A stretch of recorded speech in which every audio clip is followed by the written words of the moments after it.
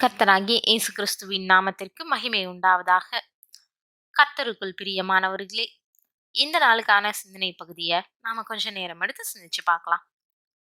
மனுஷனுடைய இருதயத்தின் எண்ணங்கள் அநேகம், ஆனாலும் கர்த்தருடைய யோசனையே நிலை நிற்கும்னு நீதிமொழிகள் 19:21லையும், என் நினைவுகள் உங்கள் நினைவுகள் அல்ல, உங்கள் வழிகள் என் வழிகளும் அல்லவென்று கர்த்தர் சொல்லுகிறார்னு ஏசாயா 55:8லையும் சொல்லப்பட்ட வசனங்களை நாம கவனிக்கும்போது, மனுஷனுடைய எண்ணங்கள் தேவனுடைய எண்ணங்களை விட எப்பயுமே குறைவாவே இருக்குது அப்படின்றது தெளிவா விளங்குது. தேவனுடைய எண்ணங்கள் பூரணமானவை, மனுஷனுடைய எண்ணங்கள் பூரணமானவை அல்லன்னாலும், அந்த எண்ணங்கள் தான் நம்மளுடைய வாழ்க்கையில முக்கிய பங்காற்றுதுன்றத நம்ம கவனிக்கணும். நம்ம எதை விரும்புறோமோ அதையே அதிகமா நினைக்கிறோம். நம்ம எதை அதிகமா நினைக்கிறோமோ அதை தான் அதிகமா நாடுவோம். நல்ல எண்ணங்கள், தீய எண்ணங்கள், நேர்மறையான எண்ணங்கள், எதிர்மறையான எண்ணங்கள்னு 2 வகையா எண்ணங்களை பிரிக்கலாம். இதை நம்மள நடத்தக்கூடிய வல்லமை கொண்டது. நல்ல எண்ணங்கள் நல்ல உயர்வையும், கெட்ட எண்ணங்கள் அழிவையும் கொடுக்கும்ன்றது உண்மையானது. ஏன்னா, நாம என்ன எண்ணத்தை உடையவங்களா இருக்கிறோமோ அந்த எண்ணங்கள்னால தான் நாம ஆளப்படுவோன்றது உண்மை. இப்படியாப்பட்ட இந்த எண்ணங்களை நேராக்கி எப்படி வாழ்க்கையில வெற்றி பெறணுன்றத இன்னைக்கு நாம நேரம் எடுத்து சிந்திப்போம். ஒரு பெண் லண்டன் நகரத்துல வாழ்றாங்க. அங்க இருக்கக்கூடிய சீதோஷ்ண நிலைக்கு ரோஜா மலர்கள் நல்லா வளரும். அது எல்லாருக்குமே பிடிக்கும். ஆனா இந்த பெண்ணுக்கு ரோஜா மலர்கள்னாலே ரொம்ப அலர்ஜி. ஒரு பூ கிட்ட வந்தாலே அவங்களுடைய கண்கள்ல இருந்து கண்ணீர் வரும், தும்மல் வரும். ரொம்பவும் கஷ்டப்படுவாங்க. அதனால ரோஜா மலர்களே அருகில வராதபடி பார்த்துக்குவாங்க.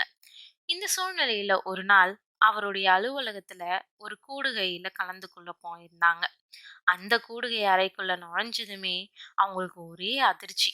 ஒரு பெரிய டேபிள்ல நூற்றுக்கணக்கான ரோஜா மலர்களை வச்சு அலங்கரிச்சு வச்சிருந்தாங்க. ஒரு பூ கிட்ட வந்தாலே நமக்கு அலர்ஜியாச்சு.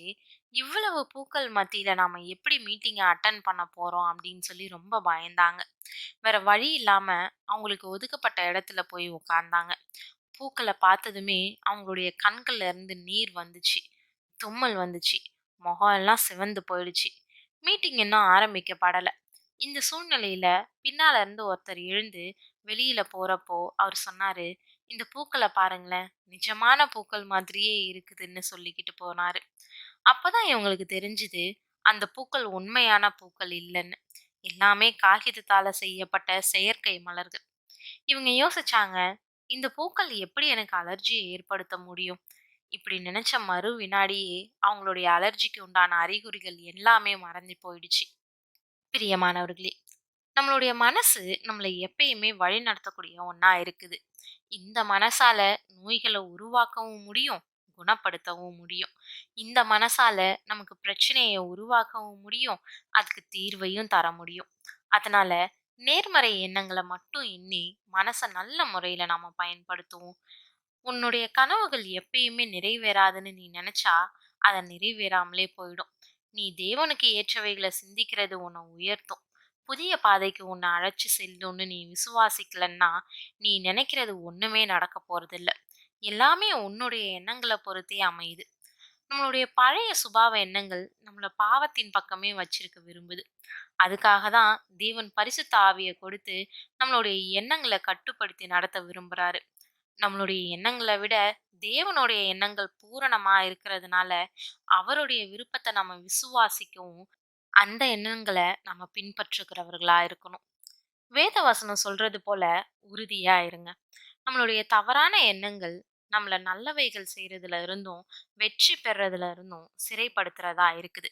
அதனால நல்ல எண்ணங்களை வளர்த்துக்கிறதும், நம்பிக்கை, விசுவாசம், வெற்றி போன்ற நல்ல எண்ணங்கள் நம்மளுடைய உள்ளத்துல இருக்கிறதுன்றது ரொம்ப தேவையான ஒண்ணு.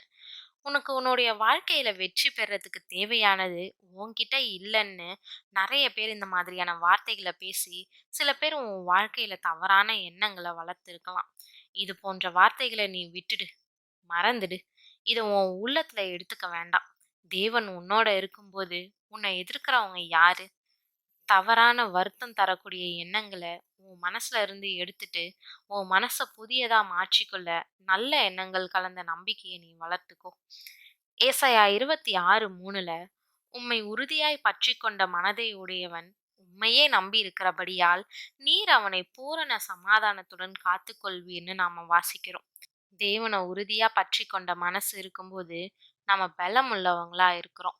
அது தீமைக்காக அல்ல, நன்மைக்கு ஏதுவாக இருக்கிற பட்சத்துல பவுல போல எங்களுடைய பேராயுதங்கள் மாம்சத்துக்கு ஏற்றவைகளா இராமல் அரண்களை நிர்மூலமாக்குகிறதற்கு தேவ பலமுள்ளவைகளா இருக்கிறதுன்னு நம்மளால சொல்ல முடியும். நாம பலவீனமானவங்க தான். ஆனா தேவ பலனால எல்லாவற்றையும் செய்ய நமக்கு பலன் உண்டுன்னு விசுவாசத்தோட வெற்றி பெறுவோம். தேவன் தாமே கிருபையும் தயையும் செய்வாராக. ஆமேன்.